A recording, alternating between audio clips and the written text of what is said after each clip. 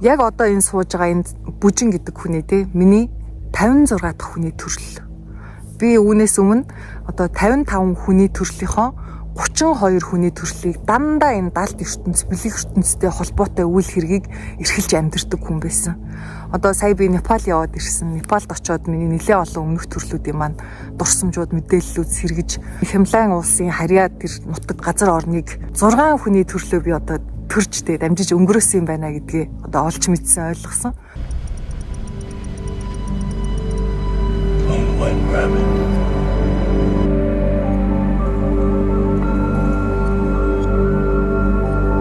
За миний сэрэлтийн түүх подкастын 3 дугаар цувралыг ингээд эхлүүлж байна. Яг сүнсний ертөнцид буюу далд ертөнцид нэвтэрч эхэлсэн түүхээсээ туршлагаасаа ч юм уу ярья гэж бодож байна.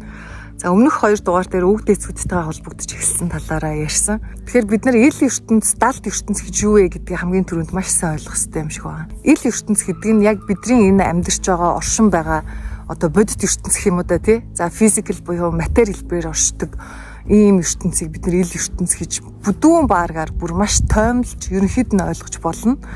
За далд ертөнц гэдэг нь болохоор харин энерги, эрчим, гэрэл, одоо хим юу гэдэг те тэр яг бидний энэ махан биений 5 мэдрэхүйд хүртэгдэж мэдрэгдэхгүй харин зөвхөн 6 дахь мэдрэхүүгээрээ хүртэж одоо мэдрэх харилцаа үүсгэх боломжтой тийм ертөнцийг бүхэлд нь хэлж байна гэж ойлгож болно. За тэгээ шинжлэх ухаанчид болохоор бүх орчлон ертөнцийн хэмжээг тодорхойлох боломжгүй гэдэг шүү дээ. Тэгэхээр хүн төрөлхтөн бидний өнөөгийн шинжлэх ухаанаар орчлон ертөнцийг судалж мэдсэн одоо хувь хэмжээг яг орчлон ертөнцийн бодит хувь хэмжээтэй хэрвээ харьцуулаад зүйрлэх юм бол 0% гэж байгаа байхгүй. Бүр 10,000-ны 100,000-ны баг 1% гэдэг тийм өчүүхэн оршихуйн орчлон ертөнцийн орон зайг л бид нар танин мэдсэн гэсэн үг. Хитрхи яг энэ арга талаар дагнаад байдаг буюу те зөвхөн энэ шинжлэх ухаанаар баталсан нотолсон зүйлд итгэнэ гэд байдаг. Энэ сүнслэг ертөнц, бэлэг ертөнцийг жоохон шүүмжлээд те хитрхи үгүйсгээд байдаг хүмүүст та мэдхгүй зүйлээ битгий үгүйсгэрэй л гэж хэлмээр санагддаг. Жишээлбэл Стивен Хокинс гоё хар нүх байдгаа гэдээ маш олон ертөнцид эсэргүүцчихсэн шүү дээ. Үгүй тийм ерөөсөө байхгүй байх боломжгүй гэд те баг юу солиороод байгаа юм гээд. Гэтэл хар нүх гэдэг орон зай одоо оршихуйн маш өвөрмөц өөр төрлийн төлөв зүй тогтлыг нээсний дараа бүх эрдэмтэд тэр үгүйсгчсэн эсэргүүцчихсэн эрдэмтэд бууж өгөхөөсөр аргагүй болсон шүү дээ. Мэдхгүй зүйлээ ерөөсөө үгүйсгэхгүй байна гэдэг нь бид нар ил ертөнцөөс далд ертөнцөд нэвтрэх хамгийн гол 3 гүүрний нэг нь гэж ойлгож болно. За 2 дугаар гүүр нь болохоор итгэлийн гүүр байдаг. За 3 дугаар гүүр нь болохоор үйлдэл.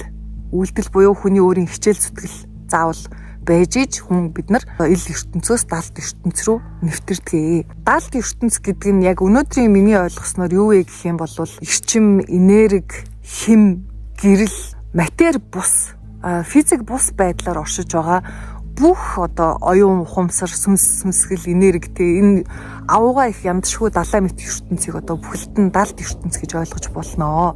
Ер нь бол хүн болгон бид нар далд ертөнцтэй холбоотой байдаг тий ухамсаргүйгээр нэвтрээд байдаг. Тэгэхээр сэрсэн хүн гэж хэн бэ гэх юм бол энэ далд ертөнц рүү ухамсартайгаар нэвтэрч холбоо харилцаа тогтоож одоо чаддаг хүнийг хэлнэ гэж нэг өнцгөр тайлбарлаж болох юм. Тэгэхээр бүх хүмүүс бид нар далд ертөнцтэй ухамсаргүйгээр яаж холбоо тогтоод өгөө гэвэл зүүдэн ертөнц. Ерөөсөө бидний махан бие одоо яг унтах үед хүний биед байдаг үйлдэлийн сүнсээ гэдэг сүнс хүний биеэр гараад орон зай цаг хугацаануудад одоо шилжээд яваад идэг байна л дээ. Тэгэхээр зүүд бол ерөөсөө хийсвэр хоосон зүйл биш. Энэ бол бидний үйлдэлийн сүнс гэдэг сүнсний маань одоо орон зай цаг хугацаа нэвтрээд аялаад яваад байгаа тэр төлөв байдал байх нь шүү дээ. За энэ талаар бүр дараа нь дэлгэрүүлж ярий зүүдний талаар. Тэгэхээр ямар хүмүүс нь далд ертөнцтэй холбоо харилцаа тогтоож чадаад ямар хүмүүс нь ерөөсөө чаддаггүй юм бэ гэх юм бол энэ ерөөсөө бидний 6 дахь мэдрэхүү гэдэг зүйлтэй шууд холбогдож орж ирнэ. Махан биед биднэрт харах, сонсох, үнэртэх, амтлах, хүрэлцгүй хүртгүй гэдэг яг энэ махан биений 5 мэдрэхүү бол хүн болгонд байгаад байна шүү дээ тий. За энэ 5 мэдрэхүүгээрээ дамжуулж бид нар ил ертөнцээр оршин тогтнож, ил ертөнцөөс суралцж, ил ертөнцээр үйл хэргийг үйлдэж, за ил ертөнцтэй мэдээллийг солилцох буюу энергийн солилцоо өгөө аваа хийж идэг гэсэн үг. Бид нар ямар ч орчинд очсон, ямар ч хүнтэй уулзсан, тэр орчинтой тэр хүнтэйгээ өөрийнхөө энергиэс өгч мөн тэр хүний болон тэр орчны энергиэс өөртөө хүлээж авч идэг. Бид нэр амьд байгаа цагтаа энэ энергийн солилцоо гэдэг зүйлийг одоо тогтмол хийж байдаг. За тэгэхээр далдын мэдрэхүү буюу 6 дахь мэдрэхүү гэж байна. Ерөөсөө энэ далдын мэдрэхийн хөгжил сайтай, өгөгдөл сайтай хүмүүс маань далд ертөнцтэй буюу одоо энэ сүнслэг ертөнц, бэлэг ертөнцтэй шууд холбоо тогтоох чадвартай байдаг. Янз бүрийн аргаар. Энэ 6 дахь мэдрэхүү буюу далдын мэдрэхүү маань ямар төрлийн, ямар хүмүүст ийм өндөр хөгжилтэй байгаад идэг вэ гэхээр гол 3 шалтгаан байна. За нэгдүгээрт нь их юм бол тухайн хүний ураг удмынх нь өвөг дээдсүүдээс одоо маш өндөр ухамсарын түвшинд хүрсэн буюу гэгээрэлд хүрсэн, ертөнцөөс гítэлсэн, самсараагаас гítэлсэн тийм оюун ухамсарт өндөртэй одоо өвөг дээдс хэрвээ байсан бол тухайн ураг удмаас тэр эрдэм чадланд дамжиж тэр хүнд ирдэг гэсэн үг. За ийм хүмүүс одоо удам судар сайтай гэх юм одоо тийм хүмүүс сүнслэг ертөнцтэй харилцах төрөлхийн чадвар өгөгдөлтэй байдаг.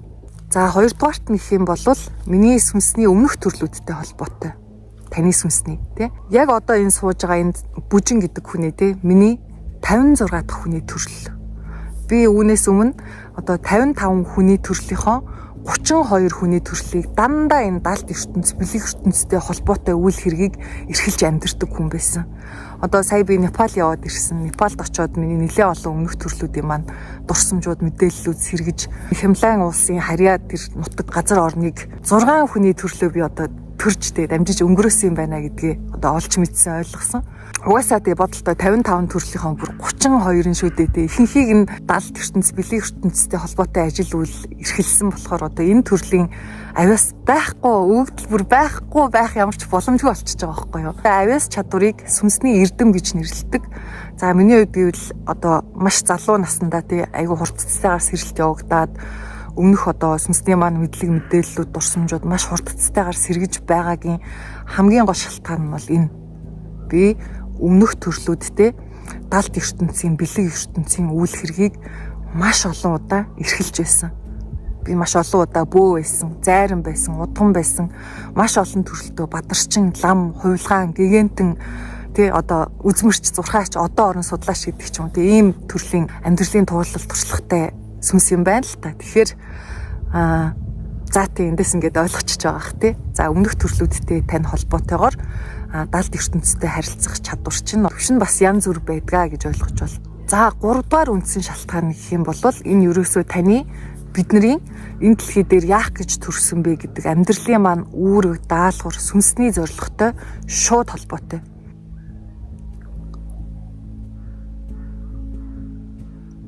Oh my god.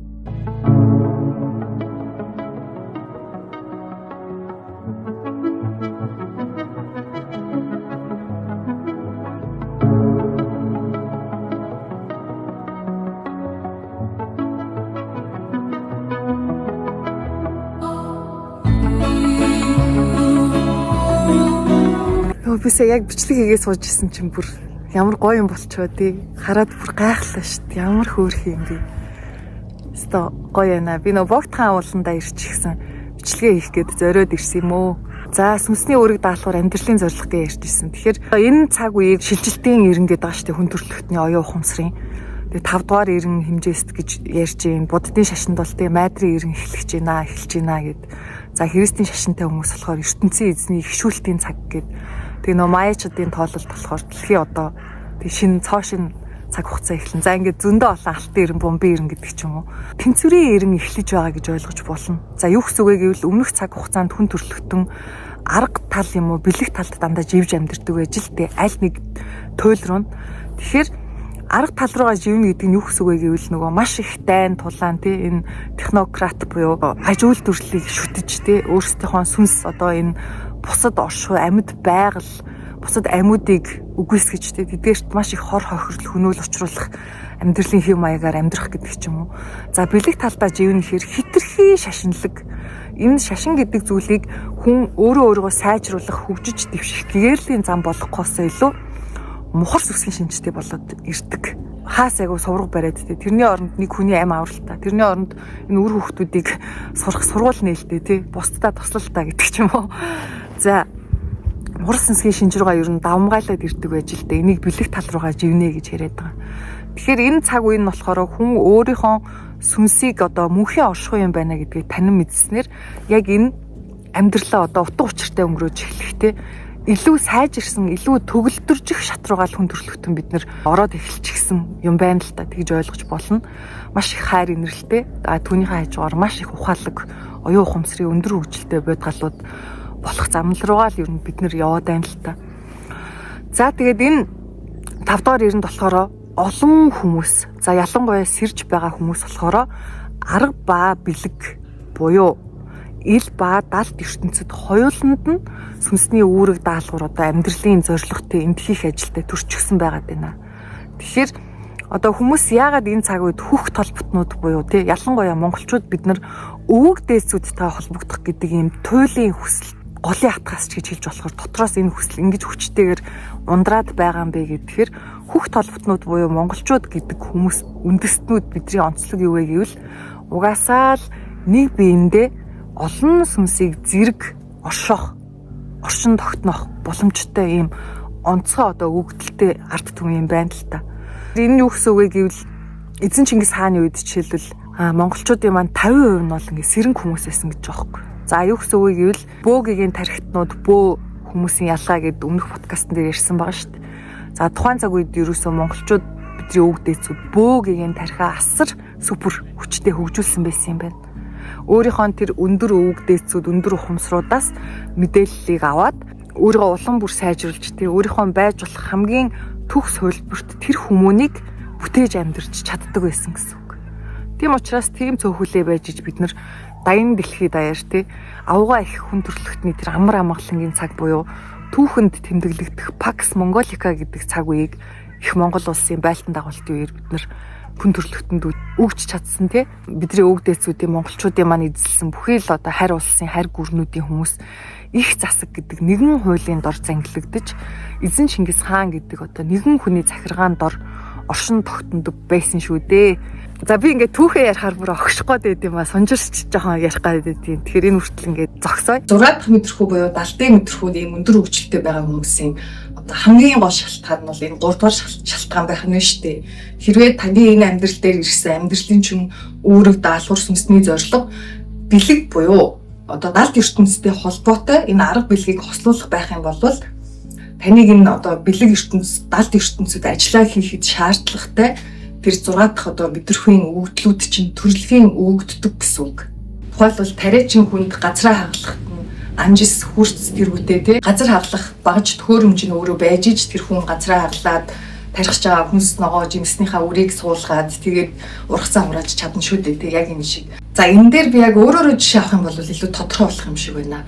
За би яг энэ арга ба бэлэг одоо айл ил ба далд айл ертөнцид хийх үүрэг даалгавартай төрсэн хүн буюу одоо сүнс болж таарад байгаа. За оршихуй шивний подкастаар ерөөсөө үнэн мэдлэгийг түгээдэг. Яагаад үнэн мэдлэг гэж байгаа гэвэл оршихуй шивний подкастаар ярьж байгаа бүх одоо мэдээллүүдийг би өөрийнхөө амьдралын туул туршлагаар олж авсан.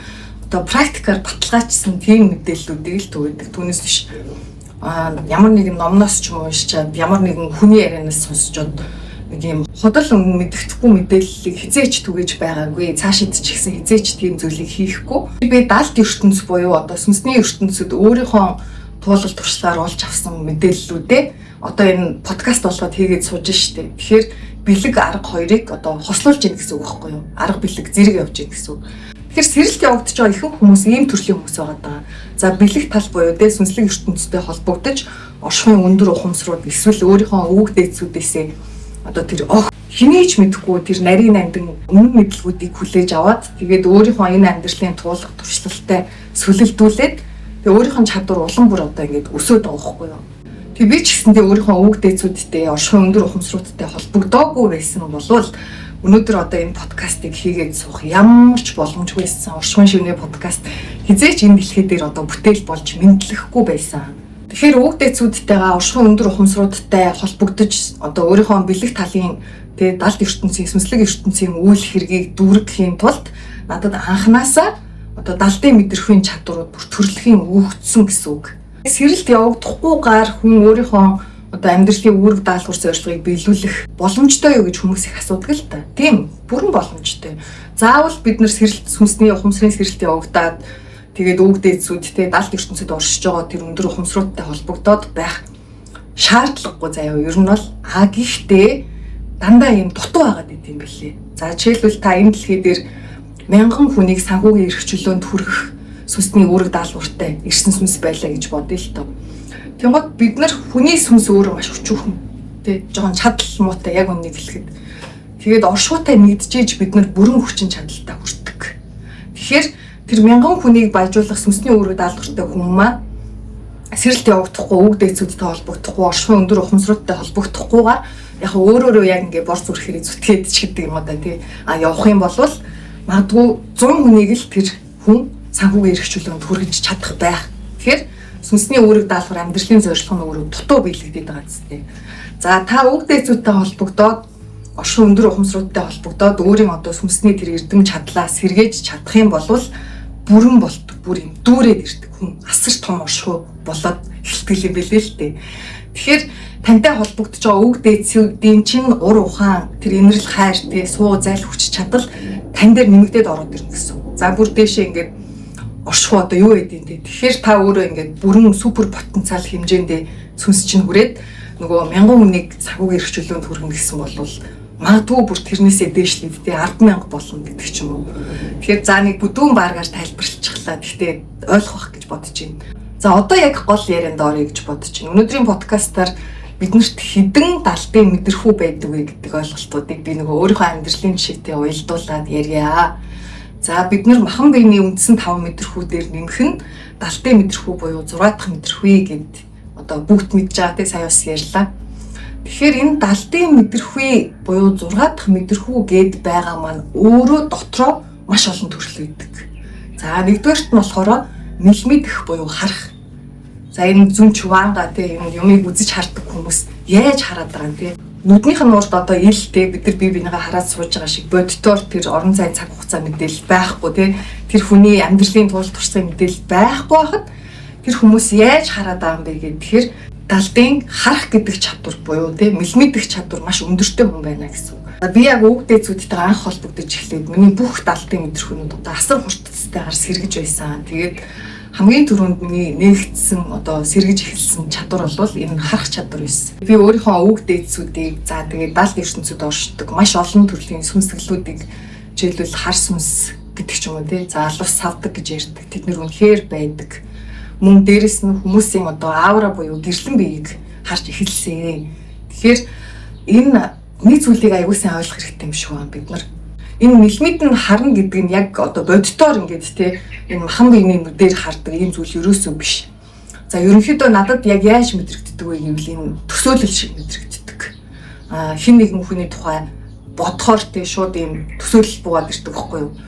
Тэгээд тэгсэн үү ингэсэн үү гэд асуухаар яг л тийм л байдаг. Тэгэхээр харна гэд мэлмэд нь хэр хүмүүс ингээд бүр бодитоор кино үзэж байгаа юм шиг юмыг харна гэж бодоод байдаг. Тийм хизээж байхгүй. Та бүх одоо энэ далдын чадвартай хүмүүсээс асуугаарай. Тэгж хардаг хүн байхгүй ерөөсөө. Энэ мэлмэд нь гэдэг бидний оюун санаа энэ дотор л явж идэг. Тийм ерөөсөө энэгээр тий бодлоор төсөөллөөр. За мөн дурсамжийг орж ирдэг. Жишээлбэл та өөрийнхөө амьдралд маш тод үлдсэн амьдралын тэр тууллуудаа одоо бодно штэ бид нар жишээлбэл 10 жилээ төгсөж исэн хонхны баяр маань анхны ажилдаа орж исэн тий одоо ингээл анхны өсөлт гэдэг ч юм уу. Тэр дурсамжууд айгу тод байдаг штэ. Тэгэхээр мэлмэдэн гэдэг нь яг энэ дурсамжийг эргэн санаж байгаа юм шиг байдлаар тэгж орж ирдэг төсөөлөл нь. Тэгээд манай монголчууд угаасаа хүүхд толботнууд мэлмэдэх чадвар маш өндөртэй тий. Дуваа сохрын үр сад шүү дээ бид нар чинь. Нуус товчон дээр дубуу мэргэн дуваа сохор гэд гардаг. Магнайн дундаа ганц мэлмэдээ 3 нүүдлийн газрыг хардаг гэдэг чинь нөгөө кодчлоод ёгтчихсан байдлаар тий үгний цаана одоо үйл явдлыг нуусан байдлаар биднэрт бичиж үлдээсэн юм билээ л дээ. Тэгэхээр дуваа сохор дээдс маань болохоор маш одоо өндөр супер тэр мэлмэдэх чадвартай хүн байсан гэсэн үг. За хоёрдугаар далдын мэдрэхүй бол сонсох. За энэ сонсох чадвар болохоор бас манай монголчуудад юу нэг айгүй их байдаг.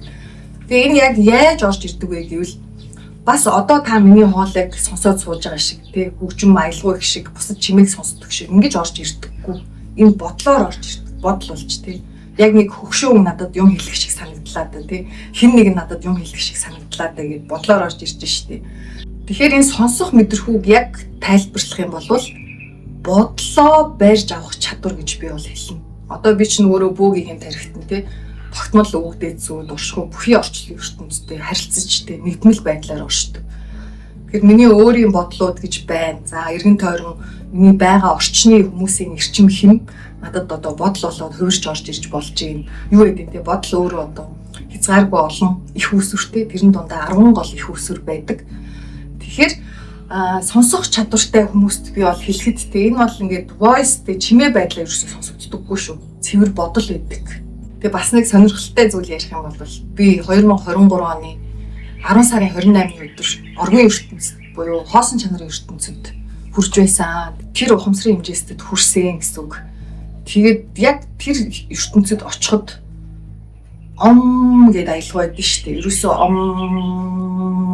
аялал бол үнэхээр ертөнцийн дуу чимээ гэдэг үний юм билээ. Тэгээд омын тэр эцэс төгсгөлгүүдээ асар уянгалаг авгаа их амар амгалан цэвэр дуу чимээ би бол амьдралдаа анх удаа тэгээд сонсож бүх эд хэсээр мэдэрчээсэн. Тэгээд яг ийм аялал хүүг их шиг сонсогддtiin билээ. Үнэхээр гоё. За буддын шашин дээр хоосон чанар гэдэг номлоод байдаг шүү дээ тий.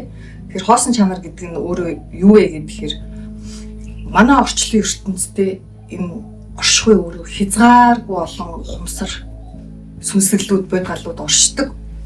Тэгэхээр хоосон чанарын ертөнц буюу оргын ертөнц, амгалангийн ертөнц гэж маш олон янзаар хэлдэг. Гэхдээ би хувьдаа амгалангийн ертөнц гэж хэлэх дуртай.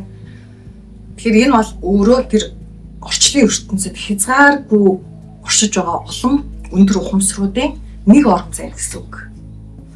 Тэгэхээр бурхан багш гэж буддаа тий хэн бэ? Яг миний бодлоор бурхан багш бол тэр маш асар өндөрт оршдог амгалангийн ертөнцийн ухамсарт хүрсэн хүн гэж хэлнэ. За 3 дугаар далтын мэдрэхүй бол үнэрлэх. За энэ үнэрлэх болохоор бас яг бодит амьдрал дээр бид нэр хоол унд сүрчиг үнэртдэг шиг биш. Энэ арай өөр өгдөг. За жишг нь хүний үнэргүй гэж бид нэр ярьдэн шүү дээ. Үнэхээр үнэн бүх зүйл үнэртэй байдаг. За энэ нэг жишээ би ярьчвал айгүй ойлгомжтой байна. За 2 жилийн өмнө сургалтанд маань сууж исэн нэг ихч байлаа. Тэгээ сургалтаа төгсөөд хэд хоногийн дараа над руу холбогдов. Багшаа би ганц ахтай хүн байгаамаа. Тэгээд ахын маань би ойрт нэлээд тавгүй байгаад байна. Мис засалд ороод гарч ирсэн чинь би энэ ерөөсөө тэнхэрч өгөхгүй байна. Та энерги хангаалтаа хийгээд өгөөч гэд хүсэл тавьбаа. За окей гэд тэр өдөр цагаа тохирсон. Тохирсон цагтаа видео кол хийсэн. Тэг яг видео кол одоо хийж байгаа шүү дээ. Тэгээд сайн байна багшаа гэд нэг жоох надтай мэдлээд багшаа энэ манай ах байгаамаа гэд буцаа одоо шууд ах руугаа шилжүүлсэн бохгүй юу. За яг тэр мөчөд маш их хүн одоо маш тийм онцгой үнэр пүнк гэж явчихж байгаа байхгүй юу. Далтын мэдрэхүүгээрээ би үнэртэж байгаа гэсэн үг шүү дээ. Тэгээд би амьдралдаа ерөөсөө тийм үнэртэж байгаагүй гайхаад юу вэ гэд ингээ бодохын төдийд надад өгдүүд маань үг дээцүүд маань бодлоор ингээ шууд хариултыг нөгж байгаа байхгүй юу. Энэ бол үхлийн үнэр. Сайн тогтоож ав. Үхлийн үнэртэй гэдэг. Энэ үний насных нь одоо тоолол хугацаанд болчихжээ тий. Ерөнхийдөө хүн болгон бид нар энэ дэлхий дээр цаг хугацаатай ирдэг шүү дээ. Тэгэхээр тэр хүний хувьд энэ хүний амьдралын цаг хугацаа нь одоо дууссан байсан гэсэн үг. Ерөөсөө ирлэг ирээд мандчихсан. Тэгэхээр би тэр хүнд ямар ч энерги хангаалт одоо ямар ч эмчилгээ хийгээд ямар ч нэмэргүй. Тэгээд өгдүүд маань одоо энэ хүнд хангаалт хийхгүй бид нар юу ч хийгээд нэмэргүй болсон хүн байна гэд. Тэгээд нөгөө ихчтэй үннийг хэлсэн л дээ. Ихчээ ийм учиртай зүйл өгдүүд маань хэлж ийна гэд. Тэгээд хөрхэн нулаал байсан. Тэгээд удаагүй дээ нэг 2 сар л баг болсон баг дараа. Ах маань Тэнгэрийн орондоо явлаа багшаа бурхан болсон гэд холбоо барьж исэн. Тэгэхээр нөгөө за энэ үхэл үнэртэй гэдэг шиг бүх зүйл үнэртэй гэдэг. Хүний ата тэгээ хүний бүх эгонууд өөр үнэртэй гэдэг. Уур хилэн өөр үнэртэй. Ата хурсал, бачаал, шунал, ганцаардал тэг зүгээр бүх зүйл үнэртэй. Тэгэхээр энэ үнэрийн мэдрэхүүгээ бид нэр сайн хөгжүүлчих юм бол энэ хүнд асар хэрэгтэй чадвар гэж би бол боддог. Жишээлбэл хүн одоо мэрэгчлийн худлаа ярьдаг хүмүүс байгаад байна шүү дээ. Бүр ингээ хүн хуураад сурцсан. Тэгэхээр тэр хүмүүсийн худлаа яриад байгааг бид нэр яаж ялгаж мэдэх вэ гэхээр худал гэдэг зүйлийн үнэрийг нь мэддэг болчихсон хүнийг одоо хинч ямар ч үед хуурах боломжгүй. Тэгэхээр энэ далтын мэдрэхүүнүүдэд хөгжүүлэх бас яг энэ бодиттой арга талын маань амьдралд үнэхээр хэрэгтэй гэж би бол боддог. За надад бол одоо энэ далтын мэдрэхүүнүүд маань цаг ямагт тусалдаг тий, өдөр болгон тусалдаг. Үнэхээр энэ мэдрэхүүнүүдийг хөгжүүлсэндээ ийм өвдөлтөд төрсөндөө маш их баярлаж талархдаг аа. За дөрөвдүгээрт нь болохоор энэ хүртхүй гэж байна.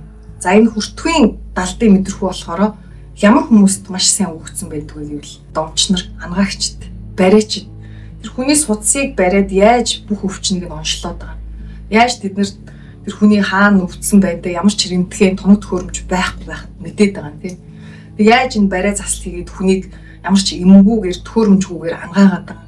Тэгэхээр энэ хүмүүс маань хүрэлцэхгүй буюу энэ хүртхүйн мэдрэмж одоо маш сайтай хүмүүс байгаад байна гэсэн үг л дээ. Амьдрал дээр яг энэ хүртхүйн мэдрэхүйг одоо үнэхээр харж мэдэрчээсэн супер нэг жишээ байд юм аа. Өнгөрсөн зууны 8 сард одоо тухайн үед сургалтанд суугаад дүүргэсэн группийн мас үргэлцэгчид уулзваа.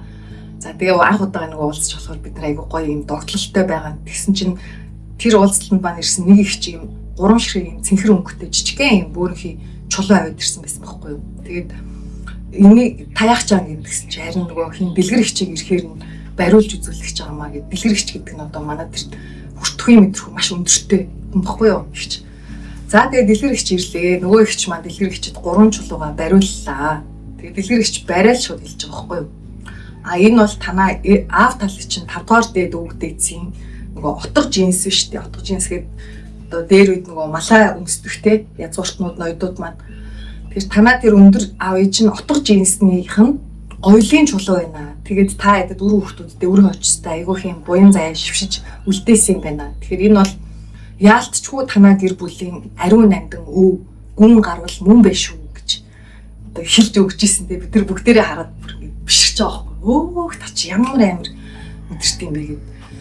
За гүн гарвал гэж юу гэсэн үг вэ гэх юм бол биднэрт өвөг дээдсээс маань уламжилж ирсэн тийм эд үлгийн зүйлүүд дээ шүү дээ. Жишээлбэл автар, жишээлбэл судар, бурхан, тахилтэй, аяг, шанаг, тогоо юу гэдэг. Тэнгууд тэр үед дамжиж ирсэн зүйл маань айгүй их тэр өвөг дээдсийн удмын буян заяа ишгийг хадгалж байдаг учиртай юм байна л та. За энийг яг монгол нэршлэр нь гүн гарвал гэж нэрлэдэг. За 5 дугаарт нь амтлах мэдрэмжээ гэж орж ирж байна. За энэ амтлах мэдрэмжийг би үгээр тайлбарлахад одоо үнэхээр хэцүү. За энгийнээр хэлэх юм бол бид нэр амьдралын амт гэж ярьдэн шүү дээ. Амьдрал үнэхээр амттай байна тий. Энэ хорон хүч цаг хугацаа үйл тохиолдол үнэхээр гоё амттай сайхан байна гэдэг. Зарим хүмүүс амьдрал ямар ч амтгүй байна гэж яриад байдаг. Тэгэхээр энэ амтлах мэдрэмжийг болохоор үгээр тайлбарлахаас илүү мэдэрчээж ойлгодог. Тэгэхээр энэ хүртэл ингээд яриад зогсоё. За 6 дугаарт нь болохоор зүн ирээдүйд болох магадлалтай боломжтой үйл тохиолын урьдчилсан мэдээлэл танд ирж байгааг зүн гэж ойлгож болно. За юу гэсэн үг вэ гэвэл монголчууд маш их зүү дээрээ одоо мэдээллийг хүлээж авдаг. Хүмүүс аягүй тэгж ярьдэн шүү дээ. За би ингээд аавыгаа тий хайртай дотны хүмүүсээ өөд болохоос өмнө өөд болж ийн гэж зүүдэлж исэн. Одоо манай хүүхэдтэй хүнтэй гэрчлэхийн өмнө би хүүхдээ ийм сайхан одоо ханижилтэй болж ийн гэж зүүдэлж исэн. Би осолд орж ийн гэж өөрөө зүүдэлсэн гэдэг ч юм уу. Тэгээ хүүхд толботнууд бид нар чинь нийтээрээ зүнгийн мэдрэхүй аягүй өндөртэй юм байна. Тэгээд зүнгөө хөвчлэн бид нар зүү дээрээ дамжуулж хүлээж авдаг. За тэгээ энэ болох магадлалтай үйл явдлын мэдээлэл ирж байгаа гэдэгт нь болохоор цаг хугацаа бол их хамааралгүй. Тухайн үйл явдал чинь маргааш болох байж болно. Эсвэл 3 жилийн дараа болох байж болно тий. Тэгээ хүмүүс аягүй их тэгдэм аа багшаа. Би ингээд ээжигээ аавыгаа хайртай дотны хүмүүсээ өөд болохын өмнө яг зүүдэлж ирсэн. Тэгээд өөрийгөө би тэднийхэн төлөө юу ч хийж чадаагүй дээ аягүй их буруутгадаг гэд тий. Бас ийм хүмүүс байгаах. Үгүй ээ та өөрийгөө буруутгах ямар ч шаардлагагүй. Угаасаа бид нар амьдралд хянаж чадахгүй зүйлс гэж асар их байна шүү дээ. Өнөөдөр өөрийнхөө мэдрэмжийг бодлыг ч та хянаж сураагүй жиж юм амьдралын үйл тохиолыг хянах тийм ээ. Тэгэхээр энэ зүү дээрээ өндөр одоо яг тодорхой болох үйл явдлуудын мэдээллийг хүлээж аваад байдаг хүмүүст хэлэхэд одоо төрөлхийн өгөгдөл чинь байна л гэж хэлээ. Тэгээ энэ дээр өөрийгөө буруутгаад би тэгж чадсангүй ингэж чадсангүй гэж харуулсаж харамсаад байх ерөөсөө шаардлага хэрэггүй.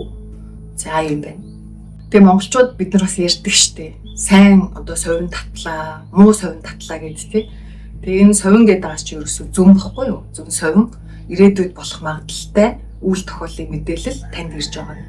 Тэгэхээр хүмүүс тэгдэлтэй муу совин түү энтергээд өөрөөсөө холдуулаад байдаг. Тэгээд айх хэрэггүй. Одоо ийм зүйл тохиолдлоо гэхэд гайхамшигтай дом гэдэг ухаан байна шүү дээ. Бидний өвөг дээдсүүд монголчуудын маань. Тэгэхээр энэ зүн совин муу совин ирлээ гэхэд домоор түүнийг аргалж тий одоо ирээдүйд болох гэж байгаа үйл явдлыг жаахан хуургах шилжүүлэх боломж байдаг юм шиг байна. Тэгэхээр энэ домын ухаандаа мэрэгчсэн удагдууд, зайрдууд, бөөнөр одоо ламнар гэдэг ч юм уу тий бэлэг талын үлдээ хүмүүс бол одоо супер юм байлээ. Үнэхээр би бол биширсэн тий цагаан дом гэж байдаг, хар дом гэж байдаг. За энийг хүсвэл та өөрөө үргэлжлүүлээд судлаарэ. За хамгийн сүүлд нь 7 дахь талтын мэдрэхүй бол мэдрэмжийн мэдрэхүй гэж одоо өвчлж тайлбарлаж болох юм шиг байна. За та ямар нэгэн хүнтэй уулзахаар эсвэл ямар нэгэн газар очихоор биднэрт мэдрэмж төрдөн штэ тий энэ ямар онцгүй энергитэй хүн бэ? Энэ хүнтэй ер нь бол их дахиж уулзмааргүй юм байна да. Эсвэл энэ айгу муухай энергитэй газар байсан. Би тийшээ дахиж явмааргүй байна гэдээ ярьдэн штэ. За эсвэл зарим хүмүүстэй уулзахаар өрөөсөө ингэж холдмооргүй тий хажууд нь байгаа амир дахин уулзмаар тийм гоё гэгээлэг таатай мэдрэмжүүд төрдөг. Эсвэл бол зарим газар очихоор тий байн гэж тийшээ очимаар санагдаад байдаг.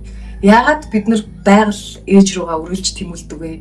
Яагаад ууланд гармаар байдаг вэ? Тэ гол усаа бараадмаар байдаг вэ гэхээр байгаль ээж өөрөө ямар ч ээгоогүй энэ цэвэр хайрын оршихуй, pure, тунгалаг байгаагаараа л байдаг. Таныг хизээж хүмжлэхгүй, таныг хизээж буруутгахгүй тэ зүгээр л оршиж байдаг. Тэгэхээр бид нар байгаль ээжийн тэр энгүй их хайрыг мэдрэхийн тулд байгальтаа тэмүүлээд байдаг бахан л тэ. Бид нар энэ мэдрэмжийн маань мэдрэхүү яаж одоо дохоо биднэрт ирдэг вэ гэхээр шар ус босдог те би ингээд чүц даадаг дотор халууд өвдөх те нэг гоё юм таатай мэдрэмж төрдөг ингээд гэрэлгээгээ амьдрал илүү шил угаацсан юм шиг те тодор харагддаг гэдэг ч юм уу. За энэ мэдрэхүү мэдрэмж бүх хүнд байдаг. Зүгээр логикоор бодоод үзэхээр одоо ямар нэгэн хүнтэй хамтрах нь ямар ч асуудалгүй те ашигтай бизнес ч юм уу хамтрал мэт боловч энэ цаанаа бид нар энэ нэг л биш байна гэдэг шүү дээ. Энэ яаж байгаа энэ таны дотоод мэдрэмж чинь үгүй энэ чиний бодож байгаагаас өөр байна. Энийг хийгээд хэрэггүй гэдэг тэр үнэн мэдээллийг биднэрт дамжуулж одоо бидний луучин болоод оршиж идэг дотоод мэдрэмж маань good feeling тий gut feeling гэдэг ч юм.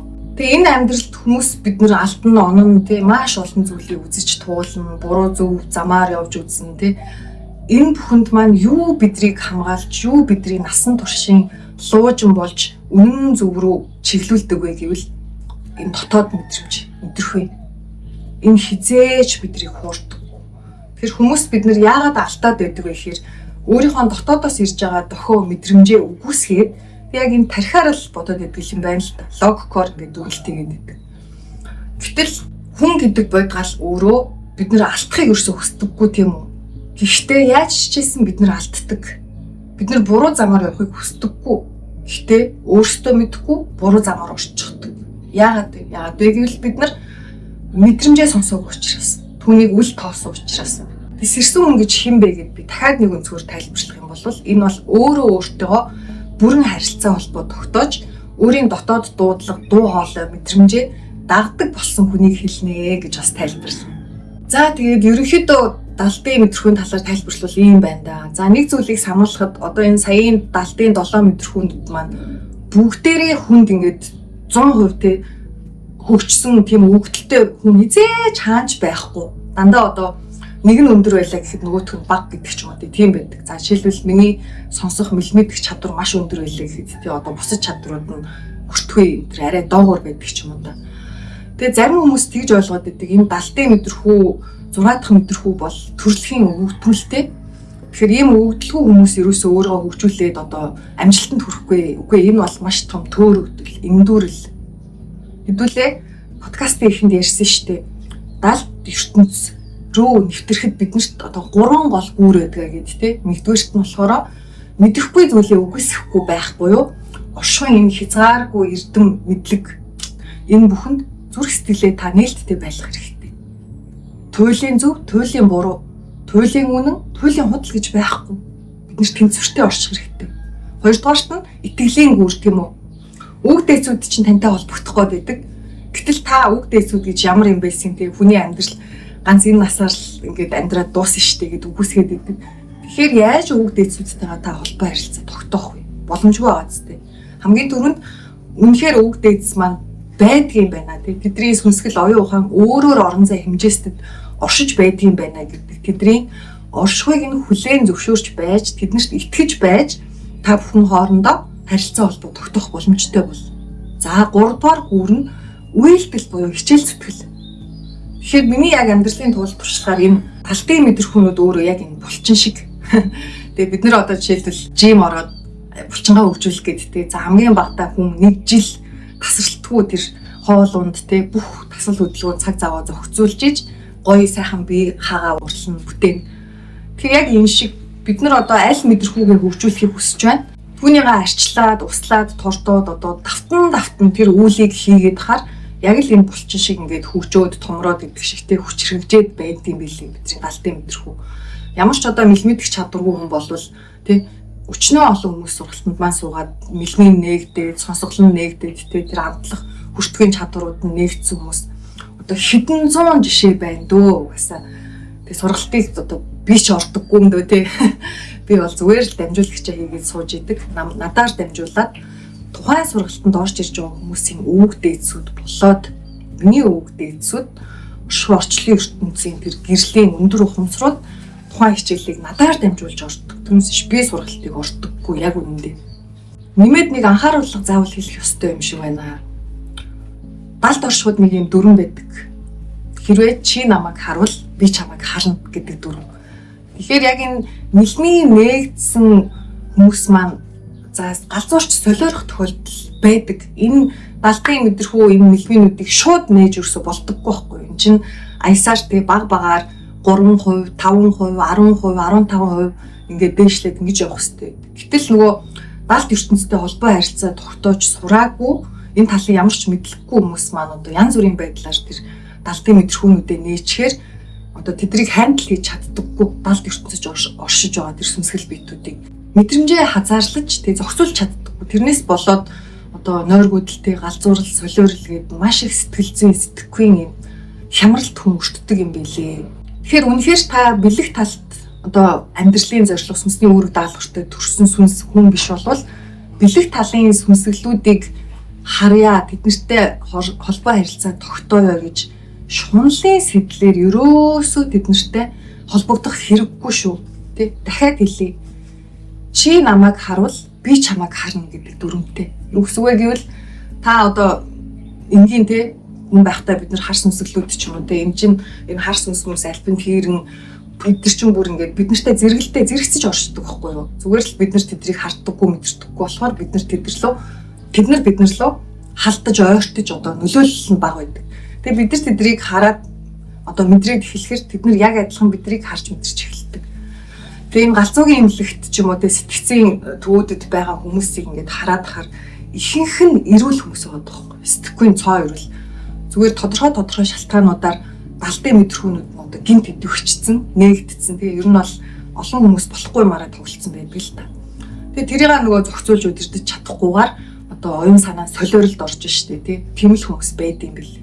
За тэгээд нэг бас чухал сэдвийг хөндөхгүй болохгүй нэ. Бүх хүмүүсийн талаар ярихгүй бол үнэхээр болохгүй байна. За энийг үзэж байгаа та магадгүй хэн нэгэн лам бөө тий хинээс ч байдیں۔ Сахиустай юм байна. Тэнгэртэй юм байна. Онгодтой юм байна. Тамхтай юм байна гэдэг мэдээг сонсож байсан бол одоо энийг маш сайн та сонсож аваарай. За биднэрт 7 чакра буюу үндсэн 7 хүрд гэж байдаг хүн болгонд.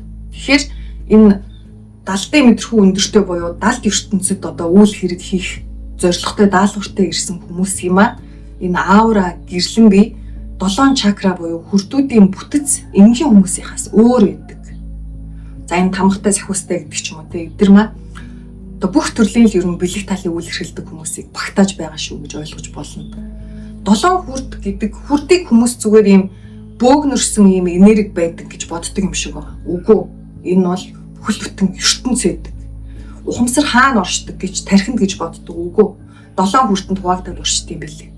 Тэгэхээр за жишээлбэл зүрхэн хүрд гэж бид нар ярьдаг шүү дээ те heart chakra. Зүрхэн хүрд маань өөрөө 108 давхархтай ийм одоо гэрлэн ялтчуудыг гэрлэн ийм бөмбөлөх цөм мөн. Тэгэхээр бидний нөгөө үүлийн үр энэ сүнсний мэдээллүүд гэдэг ч юм уу те. Энэ нарийн мэдээллүүд хаана хадгалагддаг вэ гэхээр энэ 7 хүртэнд хуваагдж оршдог, хадгалагддаг. Тэгэхээр зүрхэн хүрт маань өөрөө 108 давхартай гэж байгаа. Юу гэсэн үг вэ гэвэл одоо дэлхийгээр жишээ авах юм бол дэлхийн агаар мандал тий. За ингээд шим мандал. За тэгээд доошоо одоо хөрс тий. За газрын доорх уус ингээд тийм явж яваад хамгийн одоо гол хэсэгт нь цөм байдаг шүү дээ. Дэлхийн ээжийн цөм. Зөвхөн зүрхэн хүрт дээр зүйлж ярьж байгаа шүү. Энэ зүрхэн хүртний 108 давхар болгонд нь бидний өөр төрлийн мэдээллүүд оршдог.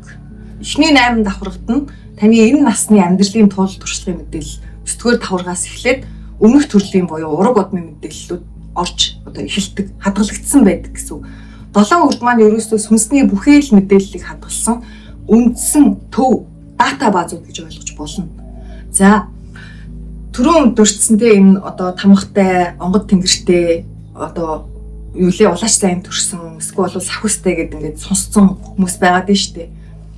Тэгэхээр яг ийм заяанд тий улаачийн заяанд ч юм уу тий ийм тамхтай төрсэн хүмүүс 7 хүртэн эгэл хүмүүсийнхээс өөр байгаад байдаг. Илүү ийм тод, илүү хурц үнэртэй, илүү чанга дуу чимээтэй бүр ингээд зарим хүмүүсийнхээс тэнс шиг ингээд так гэх эргэлдэж идэг зогсолтгүй. Тэгэхээр тэр 7 хүртэн болохоор хүнийг тодорхой насанд хүрэхээр нь одоо бүрэн идэвхжилтэд хүртгэл юм байна л та. За жишээлбэл миний яг хүртүүд идэвхжил нь эзэнээс эхэлсэн бэ гэдэг тэр 25 наснаас эхэлсэн байгаа байхгүй. Угсаа яг тэрнээс хойш би ингээд маш өвддөг ч юм уу те. Амьдрал маш их зүйлс тохиолдож ирсэн гэдэг. Хүн болгоны амьдралын туулал өөр учраас өөр насандаа идэвхждэг. Зарим хүмүүсийнх бүр эрт 8 наснасаа 7 хүртэн идэвхжиж эхэлдэг. Зарим хүмүүсийнх 16, зарим нь 30, тэ 40. Одоо миний жишээ гэх юм бол сургалтанд маань сууж исэн миний хамгийн ахмад 2 шав маань гэдэг эхнэр нөхөр 2. Эхнэр нь 73-тай, нөхөр нь 74-тэй. Тэгэхэд 70 наснаас тэр хүний хүрдний идэвхжил явагдаж эхэлсэн байгаа байхгүй юу? Одоо яг сүнсний ажиллаа хийгээд барай засал гэдэг тийм хөрхөн байдаг. За миний болохоор яг энэ 25 наснаас эхэлсэн байна. Гэтэл одоо улам бүр залуужаад байгаа. Бүр 7 наснаасаа хүрдүүдийн идэвхжил нь явагдсан одоо хүүхэд над дээр ирж байгаа байхгүй юу? Сургалтанд суусан хүний маань хүү байсан л та. Бүр хар багасаа жоох нүсэн. За ингээд за би энийг яаж тайлбарлах вэ? Айгу за ойлгох хүмүүс нь ойлгоно, ойлгохгүй хүмүүс нь тэгээд энэ хүртэл сонсоод дуусчихгүй юу тий. Арга ба бэлэг, ил ба далд ертөнцид хоёуланд нь сүнсний үүрэг даалгавартай төрсэн хүмүүс байна гэдэг байгаа шүү дээ. Эдгээр чинь одоо энэ ламбуу, удган зайр улаач юу гэдэг эдгээр бүх хүмүүсийг оруулж байгаа шүү. Бясалгагч тий. Гүрүү хинч байдیں۔ Тэгэнгუთ тодорхой насанд хүрэхээр хүрдүүдийнх нь идэвхжил явагдахаар одоо өндөр ухамсарууд өвгдөө эцүүд нь гэдэг ч юм уу да. За одоо энэ хүний маань сэрэлт явагдаад сүнсний үүрэг даалгавар үндсэн ажилдаа орох цаг хугацаа нь ирлээ дэгээд бидэрлүү ингээд ойртож эхэлдэг юм байна. Тэр хүртний идэвхжлэр одоо онгод тэнгэрнтэй өндөр ухамсар нь лам багш нь хэн байдیں۔ Тий. Тэгэнгუთ нөгөө өөрийнхөө амьдралыг тий заяагаа хүлээн зөвшөөрч чадаагүй нөгөө өмнөөс зүхтаад яваад нь штэ олон хүмүүс би бөө биш тий би лам биш би эзээч одоо ийм замаар явахгүй гэд. Тэгэнгუთ хэрвээ бид нар яг өөрсдийнхөө заяаг хүлээн зөвшөөрөөд за би үнэхээр ийм одоо ажил хийх гэжтэй ийм үүрэг даалгавар надад ирсэн бол энийг хий да гэд хүн хүлээн зөвшөөрөөд эхлэхээр өвөг дээдсүүд өндөр ухамсарууд нь тэр итгэлээр нь тэр одоо зүтгэлээр нь эерэг химээр нь холбогдоод ойртоод тэр хүнийг хамгаалж эхэлдэг ерөнхийдөө. А тэнгуут нөгөө эсэргүүцэд байгаа хүмүүс яадаг вэ гэхээр өвөг дээдсүүд нь өндөр ухамсарууд нь сахиусан тэнгэрүүд нь тий харуул мануулууд оршихуйд нь итгэл байхгүй учраас нөгөө ойртож чадахгүй болчиход нь шүү дээ. Ил далд ертөнцийн гүүрэн байхгүй болохоор. Тэнгуут замбуу тэг буюу энэ амьдрал дээр оршдог нөгөө хар сүнснүүд гэдэг байгаа шүү дээ. Тий альбин тэрэн үхээр бузар дом юу гэдэг тий ягчс маш олон төрлөө бид нэрлэдэг. Тэнгуут нөгөө хүрдний идэвхжээд маш их гэрэл дулаан үнэрийг ялгаруулад ирсэн хүмүүс рүү тэр хар сүнслүүд татагдж эхэлдэг юм байна. Одоо хар сүнснүүд гэж хэм бэ гэхээр хүний эрчим хэмээр цэвэр хэмээр хооллдог одоо дорд төрлийн сүнслүүд гэж ойлгож болно. Ингээд нөгөө өөрийнхөө хүрдний эрчим хэмээр тий аура гэрлэн биеэрээ одоо гэрлэн биеийн хэмээр гэдэг ч юм уу да тий хар сүнснүүдийг хооллоод эхэлчихсэн хүмүүс бол ингээд амьдрал нь үнэхээр болж бүтэхгүй байгаад эхэлдэг. За хамгийн нэгдүгээрт өвчин маш оромтой болдог. За дээрэс нь нөгөө өөртөө баахан альбан дээр хар сүнснээс ингээд наацсан байгаад байгаа шүү дээ. Тэнгууд хамт амьдарч байгаа гэр бүлийнхэнд нь тэтгэр нөлөөлж эхэлдэг. Эхнэрт нь хүүхдүүд нь тий нөхөр нь одоо юу байдаг эцэг ихт нь маш их одоо өвчин зовлон тохиолдож эхэлнэ. гарлаг гарч эхэлнэ тий. Осол аваар тохиолдож эхэлнэ. Одоо тэр хүний хиймэрл ундаа ноён нуруунд гундаж эхэлдэг гэсэн үг байхгүй юу? За тиймээс энэ угтай, тамхтай, сахиустай, онгодтой, тэнгэртэй гэж сонссон хүмүүстэй тий янз бүрийн зүйлсийг мэдрээд эхэлчихсэн хүмүүс байх юм бол чин сэтгэлээсээ зөвлөе. Энийг тоохгүй орхиж өрөөсөө болохгүй. Тэ өчнөө олон хүмүүс энийг тоохгүй энэ өгөгдлөө, энэ чадвараа, энэ заяанаас зүхтаад тэ энэ үннээсээ зүхтаад яаж амьдрал нь тэгж уруудаж, доройтож тэ асар хүн хүчээр одоо тууллуудыг туулахыг харсаарч байна. Энэ оршууд энэ амьдралд утга учиргүй зүйл гэж өрөөсөө байхгүй. Яагаад та онгодтой сахиустай юм бэ? Яагаад та харсан дайсан тэнгэртэй? Яагаад танд энэ далдын мэдрхийн өвдлүүд байгаад байгаа? Энэ бүхэн утга учиртай. Тэгээд ямар утга учиртай вэ гэдгийг олох нь бидний өөрсдийн үүрэг байдаг. За тэгээд энэ удаагийн подкастыг өндөрлөе дөө. Ерөнхийдөө тэгээд аль болох чадлаараа үнэн мэдлэгийг өгөх гэж хичээлээ. За манай подкастын үрээ та засварвал ертөнц засарна. Та өөрчлөгдвөл ертөнц өөрчлөгдөнө. Дараагийн дугаараар уулзцаая. One rabbit.